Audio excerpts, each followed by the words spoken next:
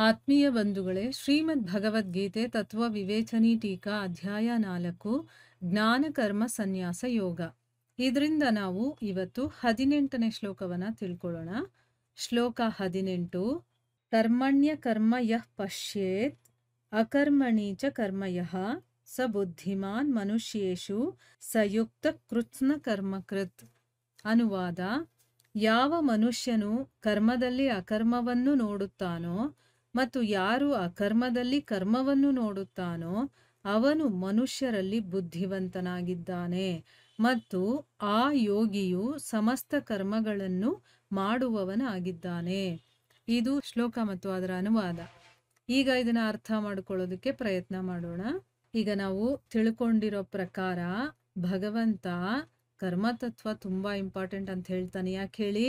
ಶ್ರೋತೃವಿನ ಅಂತಃಕರಣದಲ್ಲಿ, ಅಂದ್ರೆ ಯಾರೆಲ್ಲ ಕೇಳ್ತಾ ಇದೀವೋ ಅವರ ಅಂತಃಕರಣದಲ್ಲಿ ಒಂದು ರುಚಿಯನ್ನ ಉಂಟು ಮಾಡೋದಕ್ಕೆ, ಅಂದ್ರೆ ಆ ಸಬ್ಜೆಕ್ಟ್ ಮೇಲೆ ನಮಗೆ ಇನ್ನೂ ಇಂಟ್ರೆಸ್ಟ್ ಬರಬೇಕು, ಆಸಕ್ತಿ ಬರಬೇಕು, ಅದನ್ನ ಕೇಳಬೇಕು ಅನ್ನುವಂಥ ಆಸೆ ಬರಬೇಕು. ಆ ರೀತಿ ಉಂಟು ಮಾಡೋದಕ್ಕೆ ಇಲ್ಲಿ ಅರ್ಜುನನಿಗೆ ಹೇಳ್ತಾ ಇರ್ಬೋದು, ಆದರೆ ಅವನ ಮುಖಾಂತರ ನಾವೆಲ್ಲ ಕೇಳ್ತಾ ಇದೀವಲ್ವಾ. ಸೊ ಅಂತ ಶ್ರೋತೃವಿನ ಅಂತಃಕರಣದಲ್ಲಿ ರುಚಿನೂ ಬರಬೇಕು ಮತ್ತೆ ಶ್ರದ್ಧೆ ಕೂಡ ಬರಬೇಕು. ಯಾಕೆ ಅಂತಂದ್ರೆ ನಾವೆಲ್ಲ ಕೆಲಸ ಮಾಡ್ತಾ ಇರ್ತೀವಿ, ಕರ್ಮವನ್ನ ಮಾಡ್ತಾ ಇರ್ತೀವಿ. ಆದರೆ ನಾವು ಮಾಡ್ತಾ ಇರೋ ಕರ್ಮ ಸರಿನೋ ತಪ್ಪೋ, ನಾವು ಏನು ಮಾಡಬೇಕು ಏನು ಮಾಡಬಾರ್ದು ಅದ್ರ ಬಗ್ಗೆ ನಮಗೆ ಸರಿಯಾಗೇ ಗೊತ್ತಿಲ್ಲ ಅಂತಂದ್ರೆ ಮಾಡೋದೆಲ್ಲ ವೇಸ್ಟ್ ಆಗುತ್ತಲ್ವಾ. ಅದಕ್ಕೋಸ್ಕರ ಕರ್ಮದ ತತ್ವವನ್ನ ತಿಳ್ಕೊಳ್ಳಲೇಬೇಕು ಅಂತ ಭಗವಂತ ಹೇಳ್ತಾ ಇದ್ದಾನಲ್ವಾ. ಅಕರ್ಮ ಅಂದ್ರೇನು, ವಿಕರ್ಮ ಅಂದ್ರೇನು, ಕರ್ಮ ಅಂತಂದ್ರೆ ಏನು, ಅಥವಾ ಬರೀ ಏನು ಅಂತ ತಿಳ್ಕೊಂಬಿಟ್ರೆ ಆಗೋದಿಲ್ಲ. ಅದನ್ನ ಸ್ವರೂಪತಃ ಅದರ ಸ್ವರೂಪ ಏನು ಅನ್ನೋದನ್ನ ನಾವು ಸರಿಯಾಗಿ ತಿಳ್ಕೊಂಡಿರ್ಬೇಕು ಅಂತ ಹೇಳದ್ನಲ್ವಾ. ಸೊ ಹಾಗೆಲ್ಲ ಹೇಳಿದಾಗ ನಮಗೇನಾಗುತ್ತೆ, ಓ ಎಷ್ಟು ಚೆನ್ನಾಗಿದೆ ಈ ಟಾಪಿಕ್ಕು, ಇನ್ನೂ ಸ್ವಲ್ಪ ನಾವು ಕೇಳಬೇಕು, ನಮಗೆ ಆಸಕ್ತಿ ಬರಲಿ ಅನ್ನೋದಕ್ಕೋಸ್ಕರ, ಇನ್ನೂ ಒಂದಷ್ಟು ಶ್ರದ್ಧೆ ಬರಲಿ ಅನ್ನೋದಕ್ಕೋಸ್ಕರ ಕರ್ಮತತ್ವ ಅನ್ನೋದು ಗಹನ ಅಂತ ಕೂಡ ಹೇಳ್ತಾನೆ. ಅಂದರೆ ಆ ಕರ್ಮತತ್ವ ಅನ್ನೋದು ರಹಸ್ಯವಾಗಿರತ್ತೆ, ಆದರೂ ಕೂಡ ನಾವು ಅದನ್ನ ತಿಳ್ಕೋಬೇಕು ಅಂತಂದ್ಬಿಟ್ಟು. ಯಾಕೆ ತಿಳ್ಕೋಬೇಕು ಅಂದರೆ ಅದನ್ನ ತಿಳ್ಕೊಳ್ಬೇಕಾಗಿರುವಂಥ ಅವಶ್ಯಕತೆ ತುಂಬ ಇದೆ ಅಂತ ಹೇಳಿ ಈಗ ಭಗವಂತ ಏನು ಮಾಡ್ತಾ ಇದ್ದಾನೆ, ಕರ್ಮತತ್ವದ ಬಗ್ಗೆ ತಿಳಿಸ್ತಾ ಇದ್ದಾನೆ. ಈಗ ಅದು ರಹಸ್ಯವಾಗಿದೆ, ಅದನ್ನ ಸ್ವರೂಪತಃ ತಿಳ್ಕೋಬೇಕು ಅಂತ ಹೇಳದ್ಮೇಲೆ ಆ ವಿಷಯವನ್ನ ಹೇಳ್ಬೇಕಾಗಿರೋದು ಯಾರು? ಅವನೇ ಹೇಳ್ಬೇಕಲ್ವಾ. ಈಗ ಅರ್ಜುನನ ಮುಂದೆ ಕೂತ್ಕೊಂಡು ಇದನ್ನೆಲ್ಲ ಹೇಳ್ತಾ ಇದ್ದಾನೆ. ಈಗ ನೀನು ತಿಳ್ಕೋಬೇಕು ಅಂತಂದ್ರೆ ಅರ್ಥ ಏನು, ನಾನು ಹೇಳ್ತೀನಿ ನೀನು ತಿಳ್ಕೊ ಅಂತಂದ್ಬಿಟ್ಟು. ಅದಕ್ಕೋಸ್ಕರ ಈಗ ಭಗವಂತ ತಾನು ಹೇಳ್ದಾಗೇನೆ ಕರ್ಮ ತತ್ವವನ್ನ ತಿಳಿಸೋದಕ್ಕೆ ಅವನು ಪ್ರಾರಂಭ ಮಾಡ್ತಾನೆ. ನಾವೆಲ್ಲರೂ ಕೂಡ ತುಂಬಾ ಶ್ರದ್ಧೆಯಿಂದ ಕೇಳಿ ಅದನ್ನ ಅರ್ಥ ಮಾಡ್ಕೊಳ್ಳೋ ಪ್ರಯತ್ನ ಮಾಡಬೇಕು. ನನಗೂ ಕೂಡ ಸರಿಯಾಗಿ ಅಷ್ಟೊಂದು ಗೊತ್ತಿಲ್ಲ, ನನಗೇನು ಗೊತ್ತಿದೆಯೋ ಇಲ್ಲಿ ಏನು ಹೇಳಿದಾರೋ ಅದನ್ನ ನನಗೆ ಗೊತ್ತಿರೋ ಮಟ್ಟಿಗೆ ನಾನು ಹೇಳ್ತೀನಿ. ಆದರೆ ನೀವು ಅದನ್ನ ಕೂತ್ಕೊಂಡು ನಿಮ್ಮ ಒಂದು ಬುದ್ಧಿಮಟ್ಟ ನನಗಿಂತ ಹೆಚ್ಚಾಗಿರ್ಬೋದಲ್ವಾ.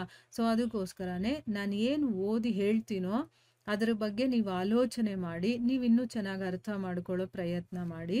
ಇಲ್ಲಿ ಈ ಶ್ಲೋಕದಲ್ಲಿ ಭಗವಂತ ಏನ್ ಹೇಳ್ತಾ ಇದ್ದಾನೆ ಅಂತಂದ್ರೆ, ಯಾವೊಬ್ಬ ಮನುಷ್ಯ ಕರ್ಮದಲ್ಲಿ ಅಕರ್ಮವನ್ನ ನೋಡ್ತಾನೋ, ನೋಡಿ ಏನ್ ವಿಚಿತ್ರ ಅಂತಂದ್ರೆ ಕೆಲಸ ಮಾಡೋದ್ರಲ್ಲಿ ಅಕರ್ಮತೆಯನ್ನ ನೋಡೋದು, ಮತ್ತೆ ಯಾರು ಅಕರ್ಮದಲ್ಲಿ ಕರ್ಮವನ್ನ ನೋಡ್ತಾನೋ, ಯಾರು ಸುಮ್ಮನೆ ಕೂತಿರ್ತಾನೆ ಏನು ಕೆಲಸ ಮಾಡದೆ ಅದರಲ್ಲಿ ಕರ್ಮವನ್ನ ನೋಡ್ತಾನೋ ಅವನು ಮನುಷ್ಯರಲ್ಲಿ ಬುದ್ಧಿವಂತನಾಗಿದ್ದಾನೆ ಅಂತ ಹೇಳ್ತಾ ಇದ್ದಾನೆ ಭಗವಂತ. ನೋಡಿದ್ರಾ, ಇದನ್ನ ತಿಳ್ಕೋಬೇಕಾಗಿರೋದು ಎಷ್ಟು ಇಂಪಾರ್ಟೆಂಟ್ ಅಲ್ವಾ. ಕರ್ಮದಲ್ಲಿ ಅಕರ್ಮವನ್ನ ನೋಡೋದು ಹೇಗೆ, ಅಕರ್ಮದಲ್ಲಿ ಕರ್ಮವನ್ನ ನೋಡೋದು ಹೇಗೆ, ಇದು ಬಂದ್ಬಿಡ್ತು ಅಂತಂದ್ರೆ ಅವನು ಬುದ್ಧಿವಂತ. ಇಲ್ಲ ಅಂತಂದ್ರೆ ಅವನು ದಡ್ಡ ಅಂತಾನೆ ಅರ್ಥ. ಈಗ ನಾವೆಲ್ಲರೂ ದಡ್ರೇನೆ. ಯಾಕೆ? ನಮಗೆ ಕರ್ಮದಲ್ಲಿ ಅಕರ್ಮವನ್ನ ನೋಡಕ್ ಬರಲ್ಲ, ಅಕರ್ಮದಲ್ಲಿ ಕರ್ಮವನ್ನ ನೋಡೋದಕ್ ಬರೋದಿಲ್ಲ. ಅದನ್ನ ಕಲ್ಸೋದಕ್ಕೇನೆ ಇಲ್ಲಿ ಭಗವಂತ ಹೇಳ್ತಾ ಇರೋದೀಗ. ಆಯ್ತಾ? ಯಾರ ಆ ರೀತಿ ನೋಡ್ತಾನೋ ಅವನು ಬುದ್ಧಿವಂತ. ಅಂಥ ಒಬ್ಬ ಯೋಗಿ ಇರ್ತಾನಲ್ಲ, ಅವನು ಎಲ್ಲ ಕೆಲಸಗಳನ್ನು ಮಾಡುವಂಥವನು. ಅವನು ಯಾವ ಕೆಲಸನೂ ಬಿಡೋದಿಲ್ಲ, ಎಲ್ಲವನ್ನು ಮಾಡ್ತಿರ್ತಾನೆ. ಯಾಕೆ? ಅವನಿಗೆ ಅಕರ್ಮ ಕರ್ಮ ಏನು ಅಂತ ಚೆನ್ನಾಗಿ ಅರ್ಥ ಆಗ್ಬಿಟ್ಟಿರುತ್ತೆ. ಸೊ ಕರ್ಮದಲ್ಲೂ ಅಕರ್ಮವನ್ನ ನೋಡ್ತಿರ್ತಾನೆ, ಅಕರ್ಮದಲ್ಲಿ ಅವನು ಕರ್ಮವನ್ನ ನೋಡ್ತಿರ್ತಾನೆ ಅನ್ನೋದು ಇದರ ಅರ್ಥ.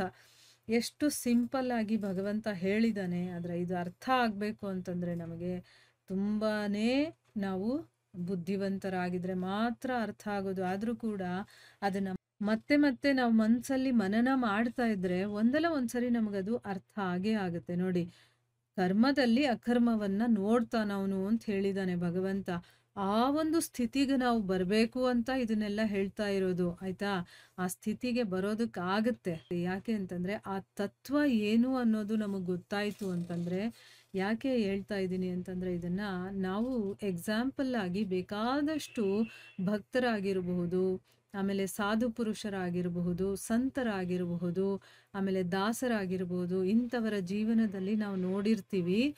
ಅವರು ಯಾವುದೇ ಕೆಲಸ ಕಾರ್ಯಗಳನ್ನ ಬಿಟ್ಟಿರ್ಲಿಲ್ಲ ಅವರು. ಅವರು ತಮ್ಮ ದಿನನಿತ್ಯದ ಕೆಲಸಗಳನ್ನ ಮಾಡ್ತಿದ್ರು. ನಾವು ನೋಡ್ದ ಹಾಗೇನೆ ಅವರು ಸಂಸಾರಿಗಳಾಗಿರ್ತಾರೆ. ಅವ್ರಿಗೂ ಮಕ್ಕಳಿರ್ತಾರೆ. ಅವ್ರಿಗೂ ಕೆಲಸ ಇರುತ್ತೆ. ತಮ್ಮದೇ ಆದಂತಹ ಯಾವುದೋ ಒಂದು ಕೆಲಸವನ್ನ ಅವ್ರು ಮಾಡ್ತಾ ಇರ್ತಾರೆ. ಆದ್ರೂ ಕೂಡ ಅವ್ರಿಗೆ ಯಾವ ಅಟ್ಯಾಚ್‌ಮೆಂಟ್‌ಗಳನ್ನೂ ಇಟ್ಕೊಳ್ಳಲ್ಲ. ಅವ್ರು ಎಲ್ಲದರಲ್ಲಿದ್ರೂ ಕೂಡ ಅವರು ಅಸಂಗರಾಗಿರ್ತಾರೆ. ಅವ್ರು ಕೆಲಸ ಮಾಡ್ತಿದ್ರೂ ಕೂಡ ಅಕರ್ಮತೆಯಲ್ಲಿರ್ತಾರೆ. ಅವ್ರು ಕೆಲಸ ಮಾಡದೆ ಕೂತಿದ್ರೂ ಕೂಡ ಕರ್ಮವನ್ನ ಮಾಡ್ತಿರ್ತಾರೆ. ಅಂದ್ರೆ ಅವರು ಯಾವುದೋ ಒಂದು ರೀತಿಯಲ್ಲಿ ಅವರು ಕೆಲಸ ಮಾಡ್ತಿರ್ತಾರೆ ನೋಡಿ. ಇದೆಲ್ಲ ಅವ್ರ ಜೀವನದಲ್ಲಿ ನೋಡಿದಾಗ ನಾವು, ಅವರು ಹೇಗೆ ಅಂತಂದ್ರೆ ಇರೋವರೆಗೂ ಇಲ್ಲಿ ತಮ್ಮ ಜವಾಬ್ದಾರಿಗಳೇನಿದೆಯೋ, ಕರ್ತವ್ಯ ಕರ್ಮಗಳೇನಿದೆಯೋ ಎಲ್ಲವನ್ನ ಮಾಡ್ತಿರ್ತಾರೆ. ಇಲ್ಲಿಂದ ಹೋಗ್ಬೇಕಾದ್ರೂ ಕೂಡ ಅವರು ಯಾವುದಕ್ಕೂ ಅಟ್ಯಾಚ್‌ಮೆಂಟ್ ಇಟ್ಕೊಂಡಿರಲ್ಲ. ಅದಕ್ಕೆ ಅವರನ್ನ ನಾವು ಮುಕ್ತರಾದ್ರು ಅವರು ಅಂತ ಹೇಳ್ತೀವಿ, ಅಥವಾ ಅವರಿಗೆ ಮುಕ್ತಿ ಸಿಕ್ತು ಅಂತ ಹೇಳ್ತೀವಿ ಅಲ್ವಾ. ಮುಕ್ತಿ ಅಂತಂದ್ರೆ ಏನು? ಈಗ ಅವ್ರು ಇಲ್ಲಿದ್ಕೊಂಡು ಕೆಲಸ ಮಾಡ್ತಾ ಇದ್ದಾರೆ ಅಂತಂದ್ಮೇಲೆ ಅವ್ರಿಗೆ ಯಾವುದೇ ಬಂಧನಗಳು ಆಗೋದಿಲ್ಲ. ಯಾವುದೇ ಫಲಕ್ಕೂ ಒಳಗಾಗೋದಿಲ್ಲ. ಅಂದ್ರೆ ಈಗ ಏನೋ ಒಂದು ಕೆಲಸ ಮಾಡಿದಾಗ ಪಾಪ, ಪುಣ್ಯ ಅನ್ನೋ ಯಾವುದಾದ್ರೂ ಒಂದು ಫಲ ನಮಗ್ ಸಿಗುತ್ತಲ್ವಾ.